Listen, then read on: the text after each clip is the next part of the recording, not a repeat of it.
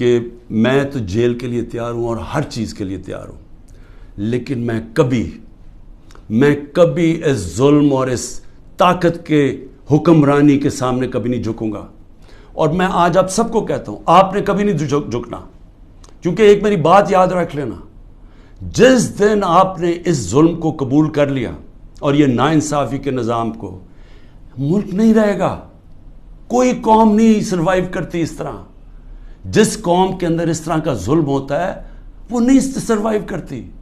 ہمارا ملک معیشت تو آگے گر گئی ہے نیچے، اور لوگ چھوڑ کے جا رہے ہیں پاکستان کو، ڈالرز باہر بھیج رہے ہیں، پروفیشنلز باہر جا رہے ہیں، کیونکہ امید ہی چلی گئی ہے. جس ملک کے اندر یہ حالات ہوں کہ جس کو مرضی پکڑا اندر کر دو، جس کو مرضی پکڑا، آپ عدالت بھی آپ کو چھوڑا، آپ کو اتنے وہ ظالم ہیں کہ ان کو عدالتوں کی بھی فکر نہیں ہے. تو میڈیا کا ویسے منہ بند کر دیا ہے.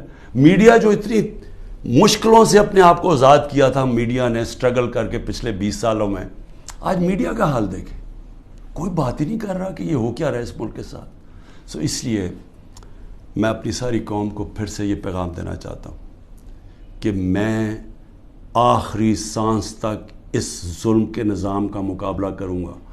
جب تک میرے ملک میں حقیقی آزادی نہیں آئی، میں اس کی جد و جہد کروں گا. جو مرضی کر لیں، جیلوں میں ڈالیں، جو مرضی کریں، دھمکیاں دیں. سیکیورٹی میری ساری لے لی ہے. جو میرا سیکیورٹی کا جو چیف تھا کرنل آصف، وہ غائب ہوا ہے. جو گاڑیاں تھیں، جو سیکیورٹی کی 2 گاڑیاں ساتھ جاتی تھیں، ان کو پولیس اٹھا کے لے گئی ہے. یہاں سارا جو ہمارے ساتھ، جو احمد نیازی، جو بھی لوگ تھے، سب چھپے ہوئے ہیں کیونکہ ان کے اوپر FIRs کر دی ہیں.